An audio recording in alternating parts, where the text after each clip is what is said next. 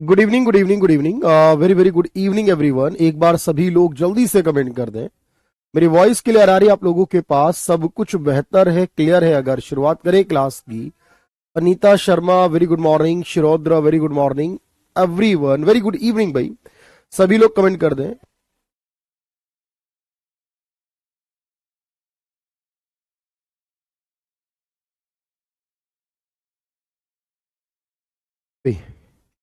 सब कुछ बढ़िया है। दिवाली सेलिब्रेशन हो चुका है, आप लोगों की छुट्टियां कंप्लीट हो चुकी है। आज मंडे है, तो एक बार भाई सभी लोग कमेंट कर दें। सब कुछ बढ़िया परफेक्ट चल रहा है, क्लास कंटिन्यू करें हम लोग। मुझे याद है लास्ट टाइम जब मतलब क्लास हुई थी हमारी, तो अब हमने RIDF, UIDF, किसान क्रेडिट कार्ड, उसके अलावा रेवोल्यूशंस, ग्रीन और व्हाइट, इन सब के बारे में बात की थी। लेकिन आज की क्लास में मैं कुछ नया आगे डिस्कस करने वाला हूं। उम्मीद करता हूं बहुत अच्छे से बातें समझ में आएंगी, क्योंकि पॉइंट बहुत सारे इकोनॉमिक्स में है। इकोनॉमिक्स एक बहुत बड़ा कंसेप्ट एक्चुअल में, याद रखना। और इस कंसेप्ट के अंदर ना आपको चीजों को याद करना होगा, पहले थोड़ी थोड़ी बातें सीखनी पड़ेंगी और उनको फिर एक जगह लेकर आना पड़ेगा, समराइज करना पड़ेगा। जो मैं आज बात शुरू करने वाला हूं, पहले समझना होगा क्या सर। देखो, हम एक टॉपिक पढ़ते हैं जिसको बोलते हैं फॉरेन ट्रेड, जिसे पढ़ते हैं हम विदेशी व्यापार। यानी जब हम दूसरे देशों के साथ कोई भी लेन देन करते हैं, कोई व्यापार करते हैं किसी भी कंट्री के साथ, वो हमारा फॉरेन ट्रेड हो जाता है। आप हिंदी में समझ पाएंगे इससे कि उसे हम विदेशी व्यापार कहते हैं। ये मेरा टॉपिक है विदेशी व्यापार से रिलेटेड। लेकिन इस टॉपिक के अंदर हमें क्या क्या पढ़ना है, देखो। जैसे हमारे पास एक पॉइंट होगा, BOP क्या होता है, जिसे बैलेंस ऑफ पेमेंट कहते हैं। इसको भी टॉपिक बना सकता हूं, इसी में भी पढ़ा सकता हूं। एक होता BOT क्या होता है, बैलेंस ऑफ ट्रेड किसे कहते हैं, आप लोगों ने सुना हो अगर। इसी में मैं आपको बताऊंगा करेंसी का जो डिवैल्यूएशन होता है, आपने सुना होगा, मुद्रा का अवमूल्यन किया जाता है। करेंसी की वैल्यू को जानबूझकर कम किया जाता है, घटाया जाता है। करेंसी डिवैल्यूएशन के बारे में भी बात होगी इसी में हम बात करेंगे फॉरेन या फॉरेक्स रेट के बारे में। जो विदेशी व्यापार फॉरेक्स रेट होता है, उसमें क्या बात आती है। डॉलर रुपी कैसे डिफाइन होते हैं। कन्वर्टेबिलिटी ऑफ रुपी के बारे में बात होती है। कन्वर्टेबिलिटी ऑफ रुपी यानी जो करेंसी की कन्वर्टेबिलिटी है, उसके बारे में बात होगी। परिवर्तनीयता क्या होती है सर, ये है। इसी के अंदर मैं आपसे बात करूंगा फॉरेक्स रिजर्व क्या होता है, या फॉरेन रिजर्व किसे कहते हैं, विदेशी भंडार क्या होता है। इसी के अंदर हम बात करेंगे एक्चुअल में फॉरेन रिजर्व पॉलिसी या फॉरेन ट्रेड पॉलिसी क्या होती है, और इंडिया की जो लेटेस्ट फॉरेन ट्रेड पॉलिसी है वो बेसिकली क्या कहती है। तो फॉरेन ट्रेड पॉलिसी के बारे में बात होती है, विदेशी व्यापार नीति क्या है। इसी के अंदर हम बाकी टर्मिनोलॉजी को क्लियर करते हैं, यानी ट्रेड बैरियर्स क्या होते हैं। जब ट्रेड बैरियर्स बनते हैं तो ट्रेड बैरियर कहते किसे हैं। और उसके अलावा एक और पॉइंट रहता है, इंटरनेशनल ट्रेड थ्योरी रहती है एक, उसके बारे में बात करूंगा। मतलब ऑन एन एवरेज आप ये बात समझ रहे हो सर कि फॉरेन ट्रेड के अंदर हम एक्सपोर्ट और इंपोर्ट का जिक्र करेंगे, और उसी से रिलेटेड फिर बहुत सारी बातें हमारी बनती हुई चलेंगी। प्रोटेक्शनिज्म क्या होता है उसकी बात मैं करूंगा। यानी कि यहां पर जो मुझे मेनली बात करनी है, जो रिलेट करना है, वो एक्सपोर्ट इंपोर्ट और ग्लोबलाइजेशन से रिलेट करना है। एक्सपोर्ट इंपोर्ट क्या होता है, इस बारे में हमें बात करनी है। तो ये तो एक छोटा सा सेगमेंट हुआ। मुझे एक बार यस का कमेंट चाहिए आप सभी से कि बिल्कुल हम तैयार हैं। अगली 3 या 4 क्लास लगेंगी, देखो इस पर, जब जाकर ये सारे टॉपिक कवर होंगे आपके फॉरेन ट्रेड से रिलेट करते हुए। एक बार यस कह दो, फिर आगे बढ़ेंगे। आप इसे लिखो या मत लिखो, कोई फर्क नहीं पड़ता, क्योंकि ये तो मैं ऑलरेडी इस टॉपिक के अंदर कराने वाला हूं। ठीक है।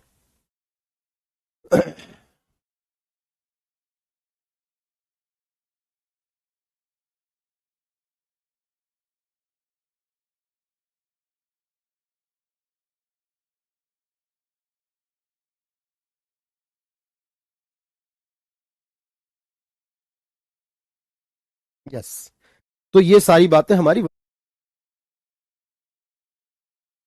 1 by 1 क्लियर होनी है सर। और ये डिफरेंट एग्जाम्स में हमेशा इस पर सवाल रहते ही हैं, मैं आपको समझा दूं। देखो, बेसिकली जब फॉरेन ट्रेड का जिक्र होता है तो हम जानते हैं कि सर इसका मतलब होता है दूसरे देशों से किए गए लेन देन करना। और जो भी इकोनॉमी है, जो भी कंट्री है, वो जनरली तौर पर जब ग्लोबलाइज होती है तो उसका मतलब ही ये बनता है कि वो इसको प्रमोट करती है, फॉरेन ट्रेड को प्रमोट करती है। जैसे मैं पहले पॉइंट के लेकर शुरुआत करता हूं। सबसे पहले हम ये बात कर लेते हैं सर कि फॉरेन ट्रेड एक्चुअली होता क्या है। बहुत ध्यान से सुनना। फॉरेन ट्रेड, विदेशी व्यापार।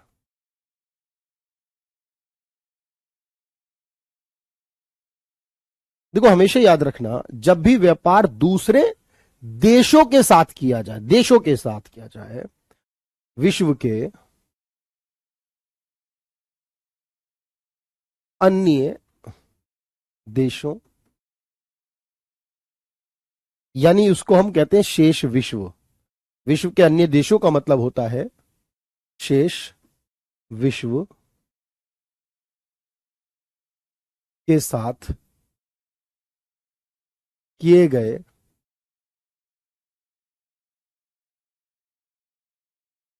व्यापार, यानी वस्तु और सेवाओं का निर्यात आयात, वस्तुओं व सेवाओं का निर्यात आयात।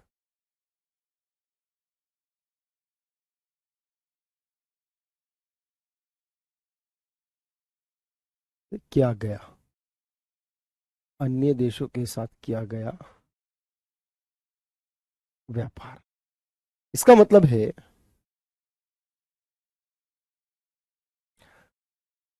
इट मीन्स ट्रेड, यानी export and import of and import of goods and services with rest of world या अदर कंट्रीज।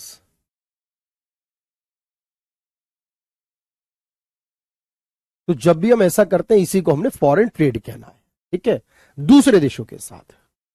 और एक बात याद रखनी है, जब हम फॉरेन ट्रेड करते हैं, विदेशी व्यापार यानी एक्सपोर्ट और इंपोर्ट करते हैं, जनरली एक्सपोर्ट का सेंस बेचने के लिए होता है और इंपोर्ट का सेंस खरीदने के लिए। क्योंकि अगर आपसे ये पूछे कि एक्सपोर्ट क्या है, निर्यात क्या होता है,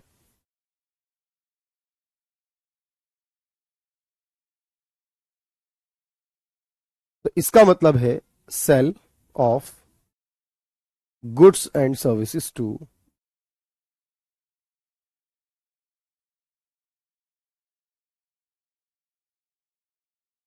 रेस्ट ऑफ वर्ल्ड।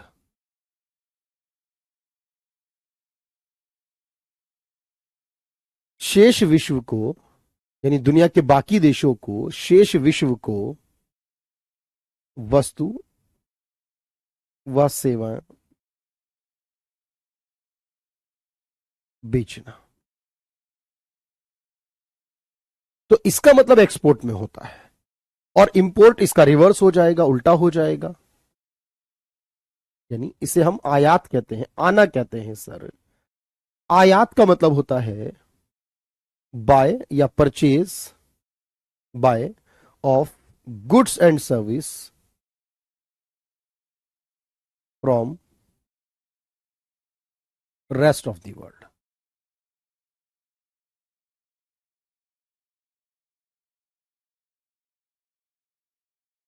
शेष विश्व से वस्तु व सेवाएं खरीदना।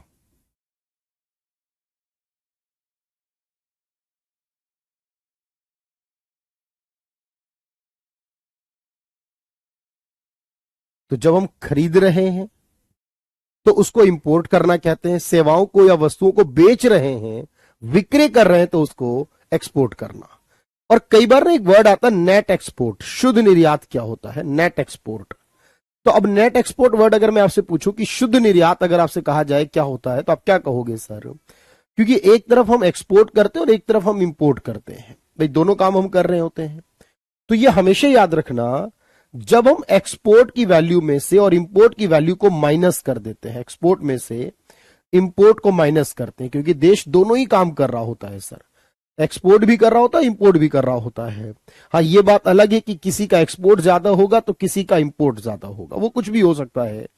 लेकिन जब भी हम ये कहते हैं कि एक्सपोर्ट में से इंपोर्ट को घटा दिया जाए, तो उस रिमेनिंग वैल्यू को, चाहे वो पॉजिटिव हो या नेगेटिव हो, मेरे भाई इसे इंडिया के केस में अगर मैं आपसे कहूंगा बताओ इंडिया में क्या होगा, तो आप कहोगे इंडिया एक्सपोर्ट इंपोर्ट दोनों ही करता है, नो डाउट, बट इंडिया के अंदर जो नेट एक्सपोर्ट है वो माइनस में आता है। क्यों? क्योंकि इंडिया इंपोर्ट जितना करता है वो ज्यादा है एक्सपोर्ट के मुकाबले। ये बात तो याद रहेगी ना, इसी को नेट एक्सपोर्ट कहते हैं, इन दोनों का डिफरेंस जो होता है, एक्सपोर्ट और इंपोर्ट के डिफरेंस को ही नेट एक्सपोर्ट कहते हैं, शुद्ध निर्यात कहते हैं।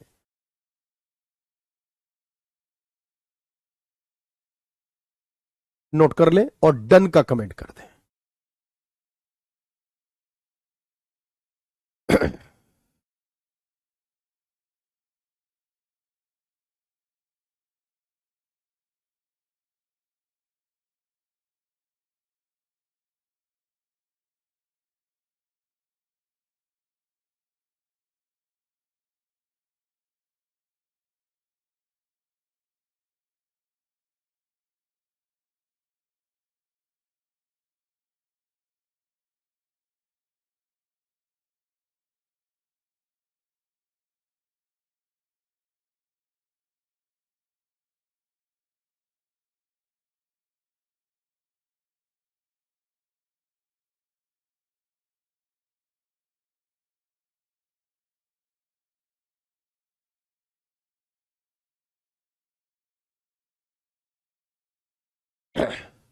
चलिए डन है भाई, साथ साथ लिख रहे हैं, बहुत बढ़िया से, एक एक बात समझ में आएगी। अच्छा अब आगे देखते हैं सर, लगभग सभी ने कमेंट कर दिया इसलिए आगे बढ़ रहा हूं, इसी को नेट एक्सपोर्ट भी कहते हैं।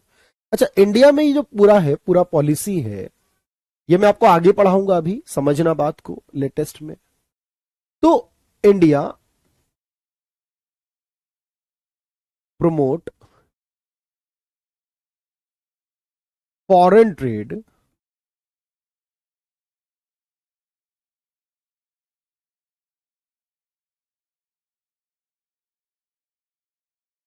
फ्रॉम 1991 इकोनॉमिक रिफॉर्म्स, को याद होगा।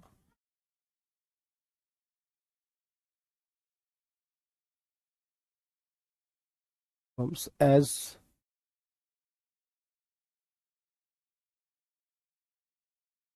ए ग्लोबलाइजेशन।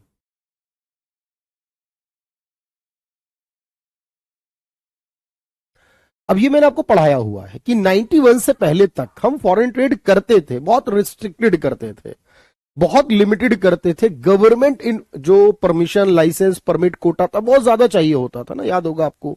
91 के बाद काफी रिलैक्सेशन दी गई है, फॉरेन ट्रेड को बहुत तेजी से बढ़ावा दिया गया कि आप इन्वेस्टमेंट कर सकते हो, एक्सपोर्ट इंपोर्ट कर सकते हो, है ना। ये सब कुछ जो ग्लोबलाइजेशन के तहत हुआ है, तो आपको याद होगा 1991 के आर्थिक सुधार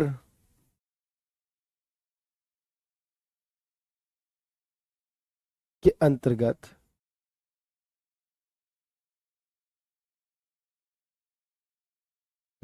वैश्वीकरण के माध्यम से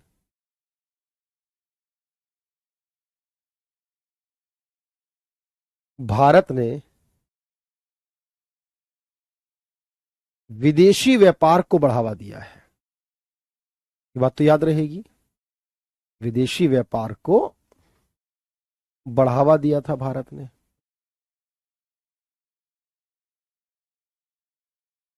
पॉइंट बिल्कुल क्लियर होना चाहिए यहां तक। 91 के बाद इसको बहुत तेजी से प्रोग्रेस हुआ इस बात का। अच्छा, इंडिया का शेयर जो है वो लगातार इंक्रीज कर रहा है फॉरेन ट्रेड में वर्ल्ड वाइड। अच्छा, भारत में ये सब कुछ करने के लिए एक पूरा, आप कह सकते हैं कि वर्ल्ड में, इंडिया में, in India foreign trade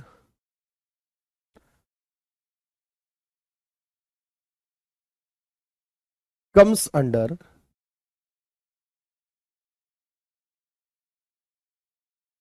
ministry of commerce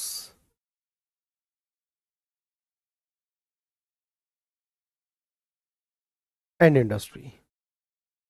ministry of commerce and industry यानी हमारे देश में एक मंत्रालय है। अगर आपसे पूछे कि विदेशी व्यापार से रिलेटेड जो भी चीजें वो कौन से मंत्रालय का हिस्सा होंगी, फिनांस मिनिस्ट्री का, foreign affairs, external affair ministry भी है। देखो, एक एक्सटर्नल अफेयर मिनिस्ट्री है जो एस जयशंकर है, सुब्रमण्यम जयशंकर, उनके पास व्यापार को लेकर बात नहीं है, उनके बीच रिलेशंस को लेकर बात है। भारत और ऑस्ट्रेलिया के, भारत और न्यूजीलैंड के, भारत और जापान की जो रिलेशनशिप्स है उनकी बातें, उसमें व्यापार से रिलेटेड जो बातें होंगी वो मिनिस्ट्री ऑफ कॉमर्स और इंडस्ट्री में, जो इस समय पीयूष गोयल के पास है। भारत में विदेशी व्यापार,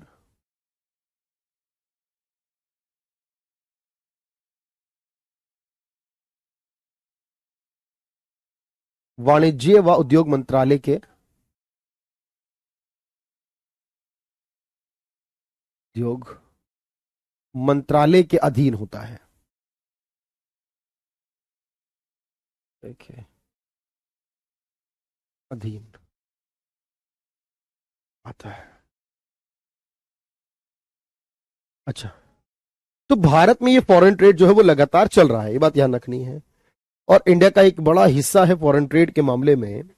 लेकिन अगर हम सारी कंट्रीज के बारे में बात करें, जितने भी व्यापार हम कर रहे हैं ना, जितने भी देशों के साथ हम लेन देन कर रहे हैं, हम सबके साथ बात करेंगे वन बाय वन। लेकिन अभी पूरी दुनिया में जितना भी एक्सपोर्ट हो रहा है और इंपोर्ट हो रहा है बेसिकली, तो लगभग लगभग इंडिया का कितना है, इंडिया शेयर इन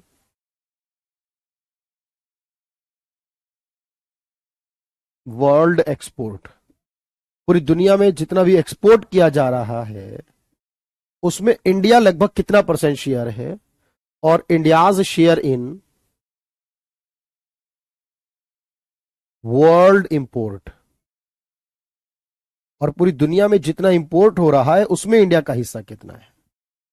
यानी हिंदी में अगर मैं कहूं, विश्व निर्यात में भारत का हिस्सा और विश्व आयात में भारत का हिस्सा, विश्व आयात में भारत की हिस्सेदारी कितनी है,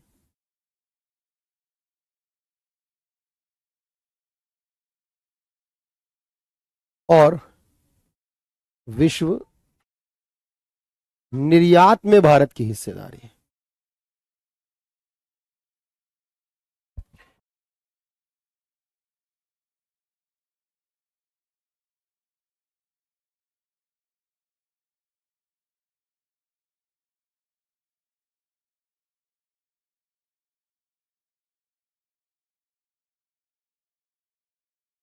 हाँ,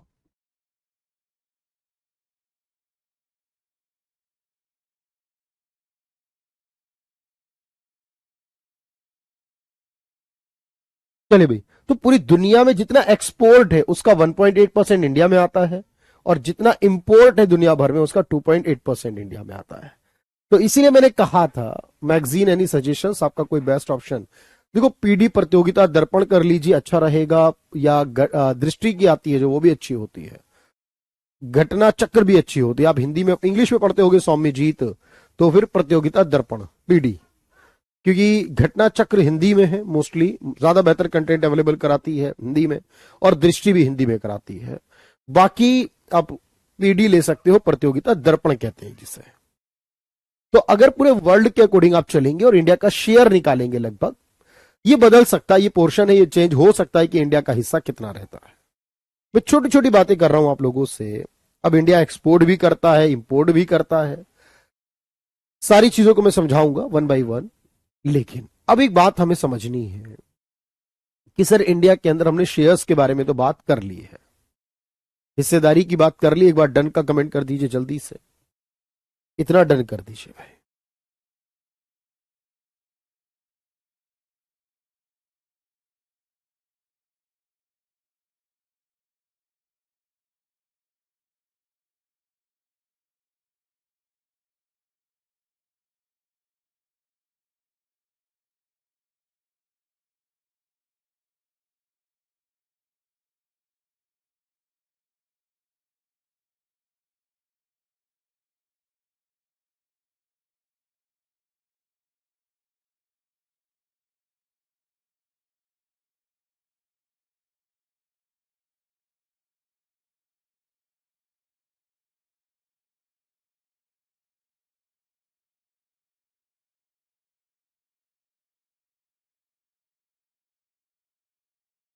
चलिए दोस्त, बिल्कुल क्लियर है बात। अब मैं आपको अगली बात सिखाता हूं। ये तो पॉइंट छोटा सा था बिल्कुल, कि इंडिया का हिस्सा क्या होगा। अब एक बात ये आती है कि इंडिया जितने भी देशों के साथ टोटल एक्सपोर्ट और इंपोर्ट करता है, ओवरऑल सारा इन्वेस्टमेंट करता है, मैं वो आपको सारी बात सिखाऊंगा कि हम किससे कितना लेन देन करते हैं, इंडिया का फॉरेन ट्रेड कितना है। लेकिन अगर मैं ये कहूं इंडिया सबसे ज्यादा एक्सपोर्ट किस देश से करता है या किस देश को सबसे ज्यादा एक्सपोर्ट करता है, देखो जब हम सबसे ज्यादा इंपोर्ट निकालते हैं कि हमारे देश में जो सबसे ज्यादा इंपोर्ट होता है, हाईएस्ट एक्सपोर्ट बाय इंडिया,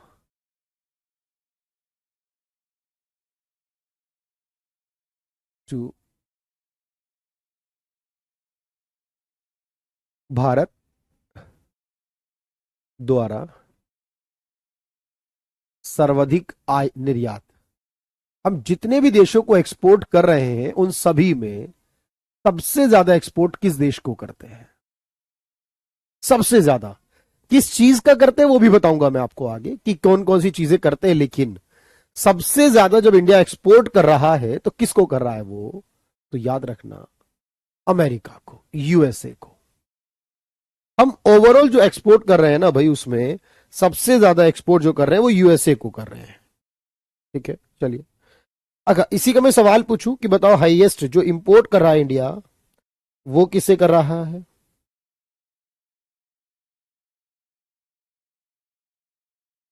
तो अगर आप चाहेंगे तो मैं आपको ये बता दूं, इंडिया का जो ओवरऑल हिस्सा है ना, उसमें नंबर 1 भी याद रख सकते हो और नंबर 2 भी याद रख सकते हो। कई बार होता है ना भाई, 1 और 2 याद रख लो कि चलिए सर हम 1 नंबर पे याद रखें, 2 नंबर भी याद रख लें। यूएई, यूनाइटेड अरब अमीरात है जो यूएई कहते हैं जिसे, तो यूएई है यहां पर। और उसके बाद अभी जो नीदरलैंड है वो ऊपर आ गया है, नीदरलैंड जो है वो काफी ऊपर आ गया। लेकिन आप पहले 2 याद रखो, यूएसए और यूएई। उसके बाद अगर मैं इसी बात को कहूं कि हाईएस्ट जो इंपोर्ट किया जाता है इंडिया के द्वारा वो कहां से किया जाता है, चलिए आप मुझे बताएंगे भाई। Highest import by India from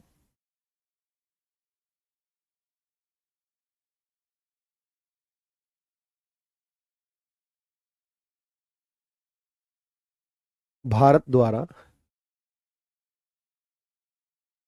सर्वाधिक आयात कहां से किया जाता है, खरीदा कहां से जाता है। चाइना अब नंबर 4 पहुंच गया, नंबर 3 भी अगर आप चाहो तो लिख सकते हो भाई। अगर आप चाह रहे हो 3 नंबर, तो नीदरलैंड एक देश है, उसको भी करते हैं हम लोग। चाइना नंबर 4 जा चुका है। जब आप इंपोर्ट करने की बात करोगे तो नंबर 1 पर चाइना आएगा। सबसे ज्यादा खरीदते किस देश से हैं, तब नंबर चाइना का होगा। तब हम चाइना से खरीदते हैं, यूएई से खरीदते हैं और उसके बाद यूएस से।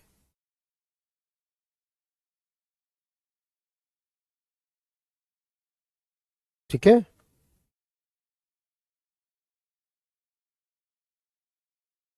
तो ये चेंज होता रहता है, थोड़ा बहुत आगे पीछे होता रहता है, इसलिए इसको इतना ज्यादा सीरियस लेने की जरूरत नहीं कि हम किस देश से कितना कर रहे हो। तो लेकिन हाँ ये पता है हमें कि लगभग ये सीक्वेंस इसी के आसपास होना चाहिए, कि कई बार यूएसए आगे आ जाता है, कई बार यूएई आगे आ जाता है। ठीक है, तो अभी जैसे रिसेंटली आया हुआ है उसमें यह बताया गया है कि जो यूएस है वो नंबर 2 पर आ गया है और यूएई नंबर 3 पर आ चुका है। 2023 के रिकॉर्ड की बात करूंगा तो फिर उसमें कुछ अलग डेटा आ जाएगा, यानी ये इसी के आसपास आपको मूव करता हुआ नजर आएगा।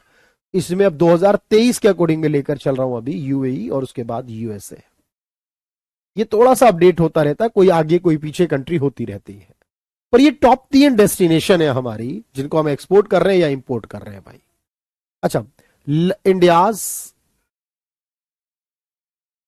लार्जेस्ट ट्रेड पार्टनर, यानी ओवरऑल सबसे ज्यादा किससे करते हैं, सबसे ज्यादा सबसे बड़ा ट्रेड पार्टनर कंट्री कौन सी है,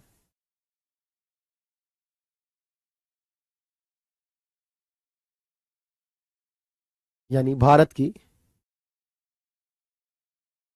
या भारत का सबसे बड़ा व्यापार साझेदार देश। यानी ओवरऑल मिलाकर, चाहे एक्सपोर्ट करना हो या इंपोर्ट करना हो, दोनों मिलाकर सबसे बड़ा व्यापार साझेदार देश कौन सा है? सबसे ज्यादा व्यापार भारत किसके साथ करता है? इंडिया का लार्जेस्ट फॉरेन ट्रेड कंट्री। तो सबसे बड़ी जो ट्रेड पार्टनर कंट्री है इंडिया का, तो याद रखना वो यूएसए है। चाइना ऑब्वियस है कि वो अब सेकेंड नंबर पर आ चुका है, ओवरऑल मिलाकर यूएसए जो है वो नंबर 1 पर है। और ये चेंज होता रहता है, देखो इसमें भी याद रखना कि कभी चाइना नंबर 1 हो जाता है, कभी दोबारा से। तो अभी रिसेंटली देखो, मैं फिर कह रहा हूं, अभी मैं अब रिसेंटली वर्ड यूज कर रहा हूं, तो यहां पर जो यूएसए है वो नंबर 1 पर था, मैंने आपको देखा ध्यान से। और उसके बाद जो वो चाइना था वो नंबर 2 पर था। ये सरपास करते रहते, नहीं बहुत क्लोज है, ये एक दूसरे के बहुत क्लोज हैं। और जब इन देशों की बात आती है तो हम इसमें देखेंगे कि चाइना और यूएस हमेशा एक दूसरे के आगे पीछे बीट करते हुए चलते हैं इंडिया को। लेकिन सबसे बड़े पार्टनर्स कंट्रीज के अंदर ये दोनों देश आते हैं।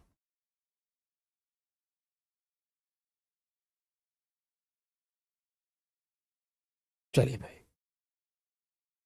उसके अलावा बाकी सारे देश हैं, तो आपको दो दो याद रखने हैं, इंडिया और चाइना है। इसके बाद देखो ध्यान से, एक और बात समझो। वैसे हमारे देश में फॉरेन रिजर्व भी आता है, मैं आपको आगे पढ़ाऊंगा। अगर मैं कहूं कि इंडिया में सबसे ज्यादा फॉरेन रिजर्व कहां से और कहां पर आता है, हाईएस्ट, दोबारा लिख दिया, foreign reserve, sorry, highest foreign investment in India, जो भारत में सबसे ज्यादा विदेशी निवेश होकर आता है पैसा, वो कहां से आता है? भारत में सर्वाधिक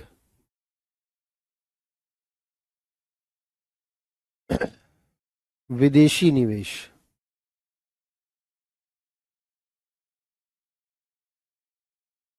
इंडिया में जितना भी इन्वेस्टमेंट आता है, याद रखना, उसमें नंबर 1 पर सिंगापुर है।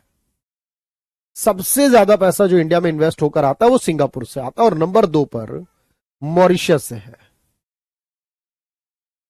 यानी यहां के लोग जो, यहां की कंपनी जो इंडिया में इन्वेस्टमेंट करती है वो हाईएस्ट करती है सर, याद रखना भाई। नंबर 1 सिंगापुर, नंबर 2 मॉरिशस से है। अच्छा, हाईएस्ट फॉरेन इन्वेस्टमेंट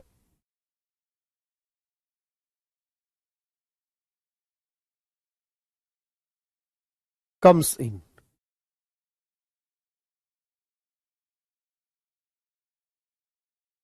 सर्वाधिक विदेशी निवेश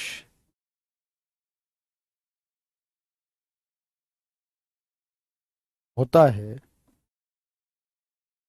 अब याद रखना, सबसे ज्यादा पैसा जब इंडिया में आता है तो इंडिया के अंदर कहां पर जाता है सबसे ज्यादा पैसा? तो इंडिया में गुजरात में इन्वेस्टमेंट जो है वो सबसे ज्यादा होती है। यानी विदेशी कारोबारी व्यापारी जब पैसे को इन्वेस्ट करते हैं तो सबसे ज्यादा कहां करते हैं? याद रखना, सबसे ज्यादा वो इन्वेस्टमेंट करते हैं गुजरात में।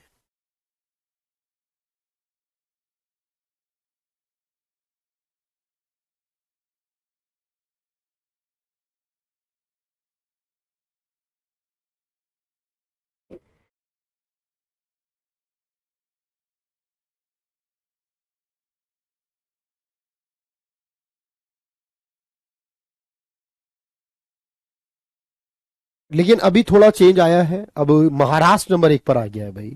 अब यही है ना, इसमें मैं आपको करा रहा हूं आज के हिसाब से, कल कुछ और हो जाएगा, फिर आप कहोगे सर आपने जो पढ़ाया वो कुछ अलग था, पहले जो करा वो अलग था। तो इसीलिए मैं कहता हूं ना, ये थोड़ी ऐसी चीजें जो बदलाव वाली है। तो अभी महाराष्ट्र नंबर 1 पर आ गया है, गुजरात नंबर 2 पहुंच गया, और ये दोनों हमेशा बहुत क्लोज रहते हैं। इनके बीच ना क्लोज फाइट रहती है एक्चुअल में, आप ये कह सकते हो सर। गुजरात में और महाराष्ट्र में ये दोनों हमेशा आगे पीछे होते रहते हैं। तो सबसे ज्यादा एफडीआई को, इन्वेस्टमेंट को आकर्षित करने वालों में, तो अब जो है वो किसने हिस्सा लिया है, आपको याद रखना है सर। जो मिनिस्ट्री ऑफ कॉमर्स और इंडस्ट्री है उसके हिसाब से जो बताया गया, महाराष्ट्र टॉप पर है इस बार। और महाराष्ट्र के बाद जो नंबर आ रहा है वो दूसरे नंबर जो है वो गुजरात का है।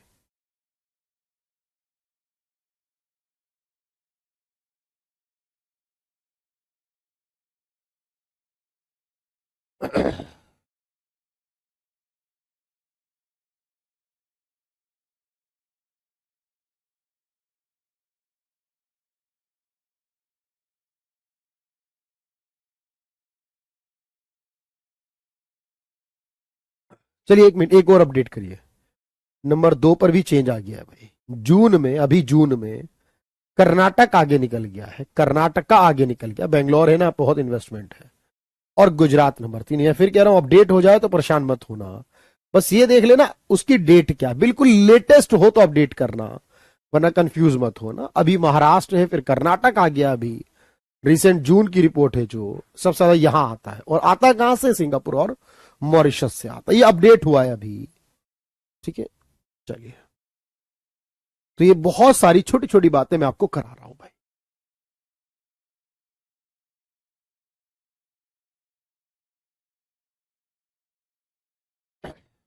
अब देखो मेरी बात ध्यान से। अब एक सवाल आपके पास ये होगा कि सर जब हम ये कहते हैं कि हम कोई भी व्यापार करते हैं, तो किसी भी व्यापार को करने के लिए, किसी भी देश में व्यापार को करने के लिए, अब देखो याद रखना एक चीज चाहिए होती है। आप मुझे बताओ कि दुनिया में जब विदेशों में व्यापार होता है, दो देश आपस में कोई व्यापार करते हैं, तो किस चीज का लेन देन करते होंगे, मतलब कौन सी करेंसी का इस्तेमाल करते होंगे? आपका अंदाजा क्या होगा? मुझे पता है बिल्कुल डॉलर होगा सर। बिल्कुल सारे टॉपिक इंपॉर्टेंट है भाई अभिषेक, कोई छोड़ना नहीं है आपको तब, ठीक। तो आप कहेंगे सर बेसिक तौर पर मैं ये कह सकता हूं, इतने हम बात समझ सकते हैं, जान सकते हैं सर, कि जो फॉरेन इन्वेस्टमेंट होकर आ रहा है हमारे पास, जो भी इन्वेस्टमेंट आ रहा है, जो रिजर्व, जो पैसा आ रहा है ओवरऑल, डॉलर का इस्तेमाल होता होगा। क्योंकि दुनिया में कोई भी कंट्री है, जैसे हमारा इंडिया का रुपी है, अब हम मान लीजिए श्रीलंका से लेन देन करें और हम अपना रुपी दें, और वो रुपी अगर ले लेगा, लेकिन जब वो ऑस्ट्रेलिया से डील करेगा, न्यूजीलैंड से, वो डॉलर रुपी काम नहीं करेगा उसके पास, क्योंकि वो रुपी स्वीकार नहीं करेंगे।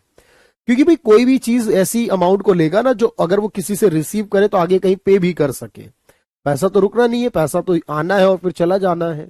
तो डॉलर का इस्तेमाल सबसे ज्यादा है, उसके अलावा यूरो का भी है, पाउंड का भी है, कई चीजों का इस्तेमाल है वैसे तो, लेकिन डॉलर का सबसे ज्यादा है।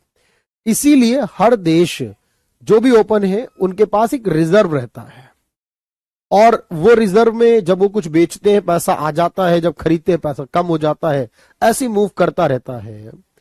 ये रिजर्व जिस देश के पास खत्म हो जाए, समझ लो वो देश फॉरेन ट्रेड में बहुत पिछड़ जाएगा और इकोनॉमी के मामले में बहुत पीछे हो जाएगा। जैसे कि इंडिया में हमारा 90 के अंदर हुआ, 1990 के अंदर हमारे पास, आपने सुनी होगी ये लाइन, बहुत बार चलती है कि कोई रिजर्व ही नहीं बचा था इंडिया के पास। लगभग ये कहते हैं अप्रॉक्स में इंडिया का जो रिजर्व बचा था वो 10 से 15 दिन का इंपोर्ट करने के लिए था, बस सिर्फ इतना ही इंपोर्ट कर सकते थे। वही हालात आज श्रीलंका के थे, वही हालात पाकिस्तान के हैं, वही हालात लगभग बांग्लादेश के हैं। आज जो पाकिस्तान या श्रीलंका के हालात हैं सर, वो हालात जो होंगे वही वही कभी इंडिया के रहे थे 1990 के दशक में। इंडिया को तभी 91 में चेंज करना पड़ा था, याद आया होगा आपको। वैसा ही अभी इन देशों को भी करना पड़ रहा है सर। तो यानी फॉरेन रिजर्व जिसका खत्म हो जाएगा, उसके जरिए संकट के बादल आ जाएंगे, इकोनॉमिकल इशू हो जाएंगे। मैं बताऊंगा यूएस, क्योंकि स्टेबल करेंसी है, बिल्कुल बात सही है आपकी, काफी इंटरनेशनली एक्सेप्टेबल है, ये भी आप कह सकते हो स्वामी जी, वेरी गुड। और सारे प्रोजेक्ट पर इन्वेस्टमेंट करेंगे, हाँ सारे प्रोजेक्ट ओवरऑल मिलाकर मैंने बताया, आगे भी बताऊंगा मैं आपको। तो अब आप कहोगे सर देखो, किसी भी देश का जो फॉरेन रिजर्व होता है ना, ध्यान से देखना मेरी बात को, वो मेंटेन किया जाता है उस देश के सेंट्रल बैंक के द्वारा। उस देश का सेंट्रल बैंक मतलब जैसे कि भारत में आरबीआई। अच्छा, हमारा आरबीआई क्या करता है कि every week, every Friday night बताता है कि हमारा रिजर्व कितना, यानी इसका एनुअली डेटा नहीं आता है, वीकली डेटा आता है। और इसके अंदर 4 चीजें ली जाती हैं, जैसे गोल्ड लिया जाता है, फॉरेन करेंसी ली जाती है, विदेशी मुद्राएं ली जाती है, डॉलर वगैरह एग्जाम्पल।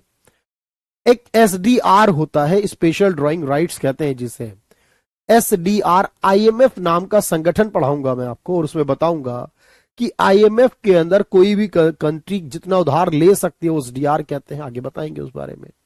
और आईएमएफ के अंदर अलग से एक रिजर्व पोजीशन रहता है एक अंतर्राष्ट्रीय संगठन में। इंडिया के पास लगभग $650 बिलियन है। मैंने फिर कहा ये कम ज्यादा होता भी, $700 बिलियन भी क्रॉस हुआ था।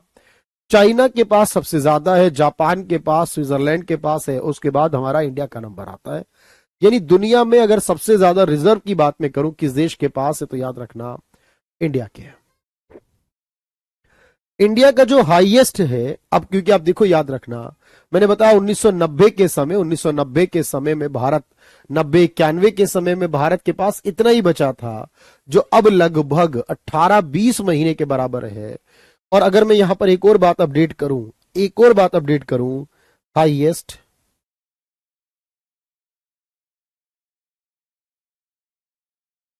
फॉरेक्स रिजर्व ऑफ इंडिया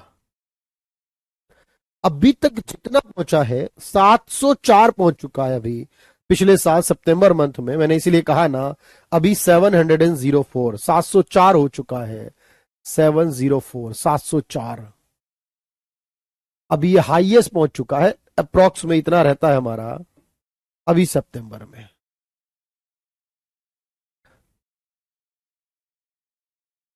70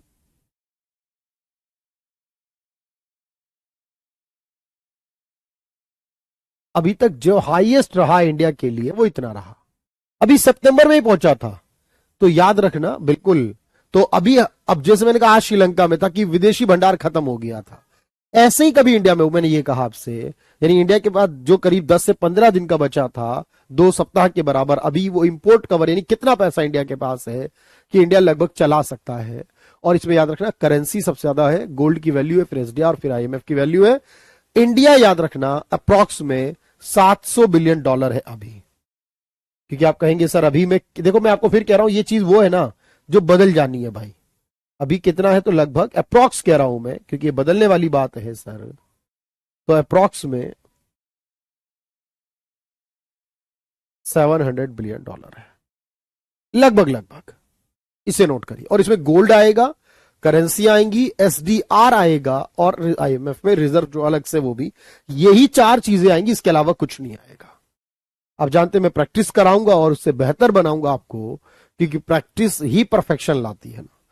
थोड़ा थोड़ा करते हुए चलिएगा, नोट करिएगा आराम से, बात समझ में ना आए दोबारा पूछिएगा।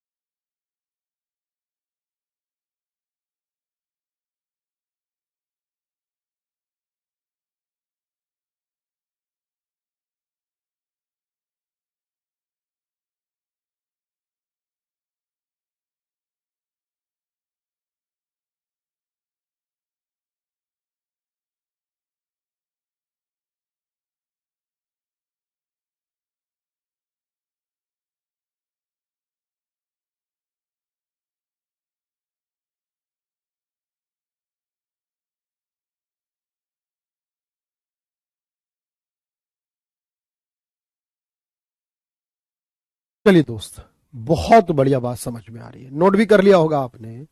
ये सब कुछ मिलाकर एक देश का विदेशी भंडार बनता है। श्रीलंका के हालात बिल्कुल ऐसे ही थे।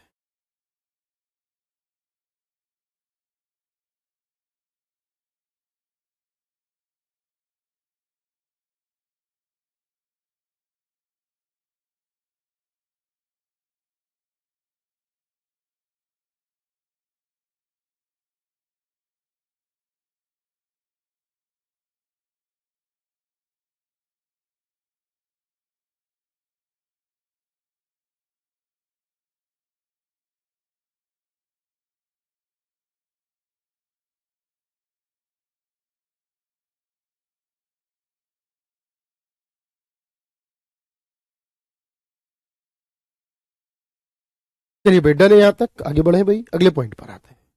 अच्छा, अगर इसको भी सीक्वेंसिंग करनी पड़े कभी कि सबसे ज्यादा कौन सा रिजर्व है, मतलब जब इंडिया की बात करें और फॉरेन रिजर्व निकाले तो सबसे ज्यादा वैल्यू किस चीज की आएगी, तो लगभग ये हाईएस्ट पहुंचा है 704 पहुंचा है अभी तक, या 705 भी कह सकते हैं, लगभग बहुत क्लोज है 705 के।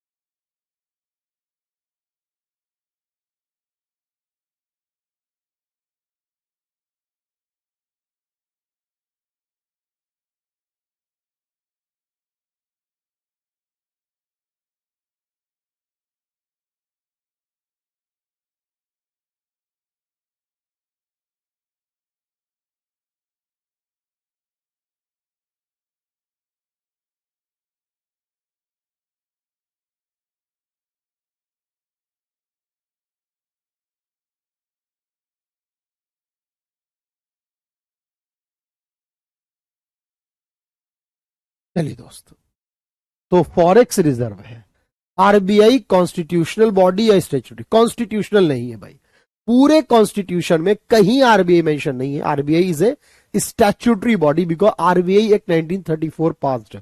जब कोई एक्ट पास्ड होता है तो उसे स्टैट्यूटरी बॉडी कहते हैं, क्योंकि गवर्नर, ये वो गवर्नर नहीं है जो राज्यों में गवर्नर होता है मेरे भाई, गवर्नर वर्ड से कंफ्यूज मत होइए। गवर्नर का मतलब है चीफ पोजीशन, जो चीफ है उसको गवर्नर बोला गया। एक राज्य का गवर्नर होता है जो कि एक तरह से स्टेट प्रेसिडेंट होता है, अपने राज्य का राष्ट्रपति होता है एक प्रकार का, वो अलग गवर्नर होता है, ये गवर्नर अलग है। अब आप कहोगे जो जैसे चेयरमैन तो बहुत सारी चीजों में होते हैं, तो वो हर चेयरमैन एक बराबर वैल्यू का नहीं होता ना, गवर्नमेंट इंस्टीट्यूशन में भी चेयरमैन होते हैं, प्राइवेट में भी चेयरमैन होते हैं, तो वो गवर्नर से आप वर्ड को यूज मत कीजिए, वो बिल्कुल डिफरेंट है। चलिए, लगभग ये सारी बातें समझ में आई हैं, तो मुझे पूरी उम्मीद है कि बात आप बहुत अच्छे से क्लियर कर रहे होंगे। फिर भी हम कोशिश करेंगे कि नई बातों को सीखें, समझें, और मैं आपको थोड़ी सी प्रैक्टिस करा दूं इसमें।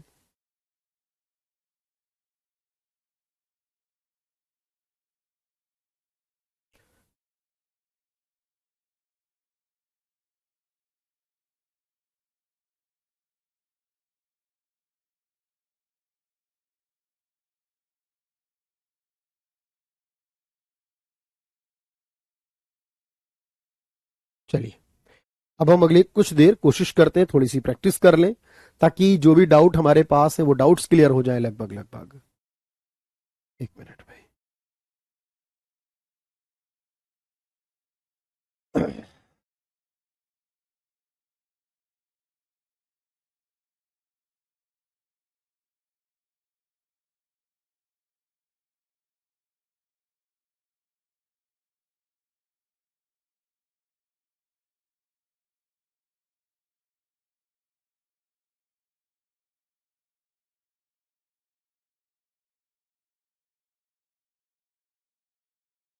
लास्ट पॉइंट ये कह रहा है कि इंडिया का जो रिजर्व है वो लगभग कितने समय के बराबर है।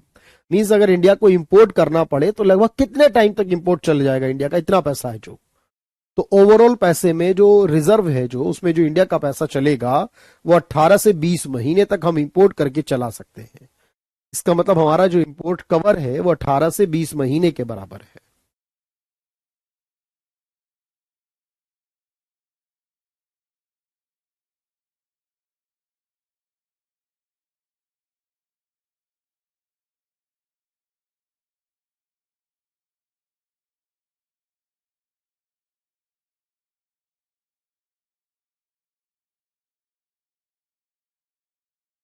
एक मिनट भाई।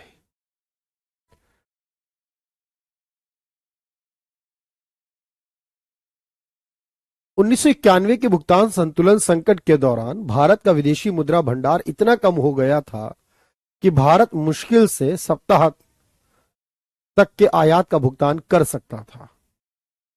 यानी कितने सप्ताह तक के आयात का भुगतान कर सकता था? मैंने आपको बताया कि 2 सप्ताह, लगभग 15 दिन माने जाते हैं कि 15 दिन तक के बराबर ये कर सकता था। उससे ज्यादा नहीं कर सकता था।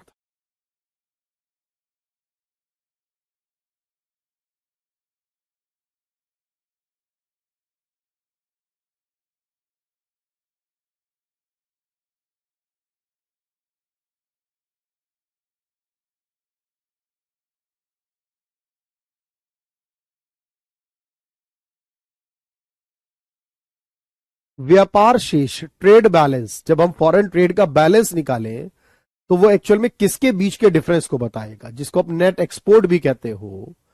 तो आपको याद रखना है सर, जब भी हम ट्रेड की बात कर रहे हैं, फॉरेन ट्रेड की बात कर रहे हैं और उसके बैलेंस की बात कर रहे हैं, तो उसमें एक्सपोर्ट और इंपोर्ट का जो डिफरेंस बनेगा उसी को हमने क्या कहना है, ट्रेड बैलेंस कहना है।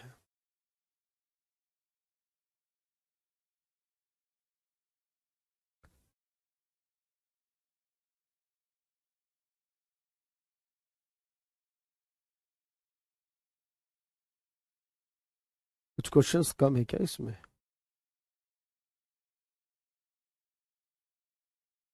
तो ट्रेड बैलेंस क्या है? ट्रेड बैलेंस है सर एक्सपोर्ट माइनस इंपोर्ट, ये ध्यान रखना। एक्सपोर्ट इंपोर्ट को डिफरेंस जब करेंगे तो उसी को ट्रेड बैलेंस कहा जाएगा। एक्सपोर्ट और इंपोर्ट का जो डिफरेंस बनेगा वो कहलाएगा। फॉरेन रिजर्व में फॉरेन एक्सचेंज सिक्योर फंड, जो सुरक्षित फंड है या रिजर्व फंड है,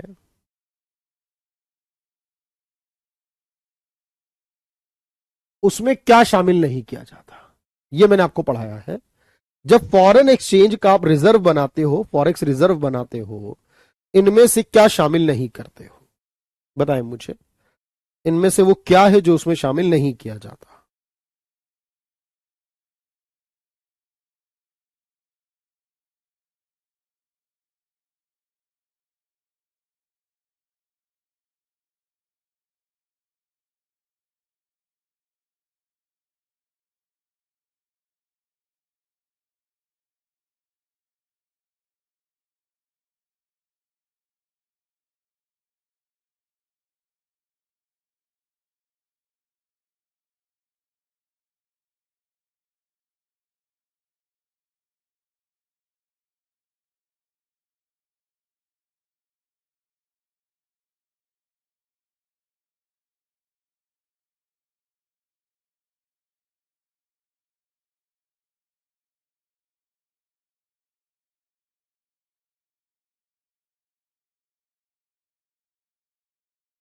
चलिए भाई, तो आपने कहा ये जो बैंकों वाली बात है, बैंकों के द्वारा जो है उसका कुछ पार्ट नहीं आता इसमें।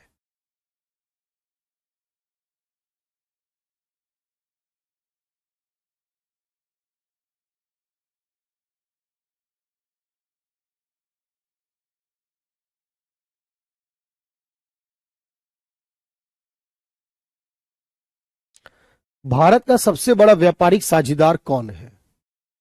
सबसे बड़ा यूएसए और उसके बाद चाइना। अभी बदलाव आया है, चाइना नंबर 1 पर आ रहा है। सबसे बड़ा व्यापारिक साझेदार यूएसए है और उसके अलावा चाइना है।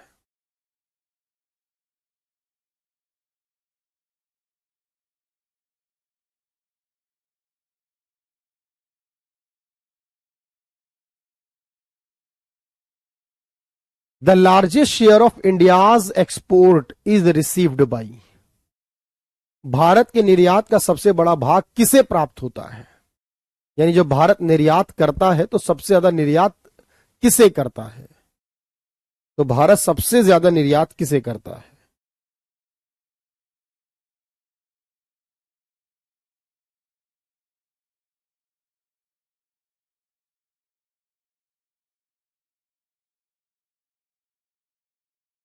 तो भारत जब सबसे ज्यादा निर्यात करता है तो वो यूएस को करता है, आयात करता है तो वो चाइना से करता है। भारत के आयात का सबसे बड़ा भाग कहां से मिलता है? भारत के आयात का सबसे बड़ा भाग चाइना से आता है। सबसे बड़ा भाग चाइना से आता है।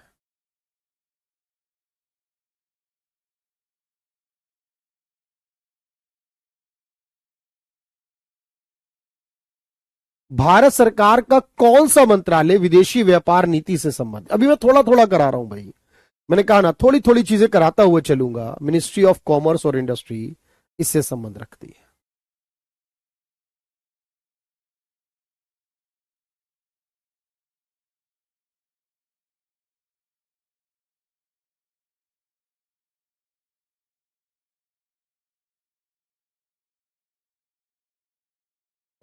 आरबीआई का जो फॉरेन एक्सचेंज रिजर्व है उसमें क्या क्या शामिल होता है?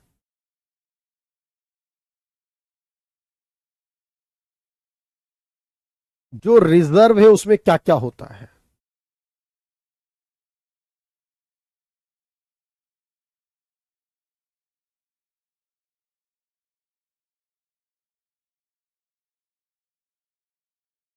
फॉरेन एक्सचेंज एसेट यानी करेंसी, विदेशी मुद्रा, फॉरेन करेंसी एसेट बोलते हैं इसे।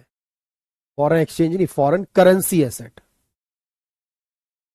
गोल्ड भी होता है, एसडीआर भी होता है और रिजर्व भी होता है, सारे ठीक है सर इसमें। ये सबको मिलाने से बनता है एक देश का फॉरेन रिजर्व। ठीक है, तो ये छोटी छोटी इंफॉर्मेशन है, जब आप इसे लगातार करोगे ना, पढ़ते हुए चलोगे। मैं फिर कह रहा हूं, आज थोड़ा सा पता नहीं क्यों क्राउड भी कम है आज, और दिवाली की छुट्टियां एंड हो चुकी है मेरे भाई, क्लास वापस आ जाइए। लेकिन अब इसके आगे की कहानी जो है वो मैं आपको कल कराऊंगा फिर। तो आपको थोड़ा थोड़ा लगातार पढ़ना है। बस मैं एक ही बात कहूंगा कि अगर जरूरत पड़ेगी तो हम ज्यादा भी करेंगे, कम भी करेंगे, जैसा भी जरूरत होगी वैसा करेंगे। लेकिन जितना पढ़ा दूंगा उतना आपको सीख कर समझ कर आना है।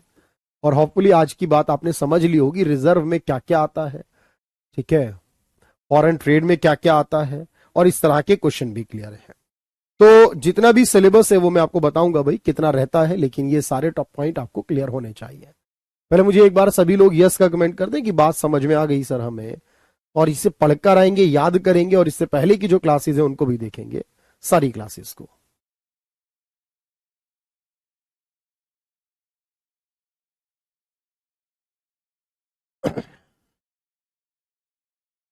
क्योंकि आज जो पढ़ाया उसके क्वेश्चन थोड़े कम थे, क्वेश्चन बहुत है इस फाइल में, 94 क्वेश्चंस की फाइल है भाई ये टोटल। आप सोचिए कि कितने बेहतरीन सवाल इसमें होंगे।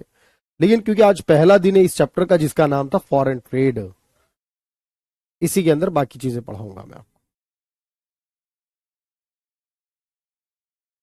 चलिए भाई, एक बार यस कह दें, उसके बाद मैं कमेंट देखता हूं आपके, फाइल सेव करके।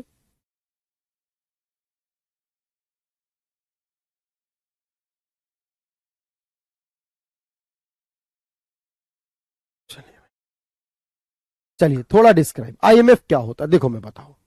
आईएमएफ का मतलब है इंटरनेशनल मॉनेटरी फंड। एक इंटरनेशनल ऑर्गेनाइजेशन है, like world bank, WTO, WHO, इस तरह से एक आईएमएफ है। ये जो आईएमएफ है ये वॉशिंगटन डीसी में है, मैं आगे बताऊंगा इस बारे में भी। और इसमें क्या होता है कि जितने भी मेंबर्स हैं, 190 कंट्री, 190 देश, ये सारा कंट्रीब्यूट करते हैं, योगदान करते हैं, पैसा देते हैं इसको। और फिर उसके हिसाब से ही अपना एसडीआर, यानी जब रिक्वायरमेंट हो, जरूरत हो, उधार चाहिए हो, तो कोई भी देश उतना कोटे तक जितना वो देगा उतने ही पैसे ले सकता है। उसे एसडीआर कहते हैं, स्पेशल ड्राइंग राइट कहते हैं। मतलब जैसे हम डॉलर में लिखते हैं, पाउंड में लिखते हैं, यूरो में लिखते हैं, आईएमएफ के अंदर जो रिकॉर्ड बनते हैं वो एसडीआर में लिखे जाते हैं। अब एक एसडीआर, जब मैं ऑर्गेनाइजेशन बताऊंगा तो बताऊं, एक एसडीआर जो होता है ना वो 5 करेंसी का एवरेज से बनता है। 5 करेंसीज का एवरेज करते हैं तो एक एसडीआर के बराबर बनता है। और जनरली ये जो एक एसडीआर होता है इसके अकॉर्डिंग कोटा निकलता है। तो आईएमएफ जो है, जब भी कोई देश का विदेशी व्यापार संकट में हो, विदेशी भंडार खत्म हो जाए, तो उसको संभालने के लिए आईएमएफ काम करता है। जैसे किसी देश में गरीबी, बेरोजगारी हो तो वर्ल्ड बैंक पैसे देता है। ऐसे किसी देश का विदेशी व्यापार, भुगतान शेष, आगे बताऊंगा, बैलेंस ऑफ पेमेंट, ये संकट में हो, अगर रिजर्व ना हो, अगर जैसे अभी आईएमएफ ने पाकिस्तान की मदद करी, श्रीलंका की मदद करी, बांग्लादेश की मदद करी, जिस देश में भी संकट, हमारे देश लिए 1990 में करी उसने, 91 में करी। तो इसलिए आप कहोगे आईएमएफ के बारे में और बात समझ में आ जाएगी फिर हमें। आज के लिए इतना ही रखते हैं। Thank you everyone.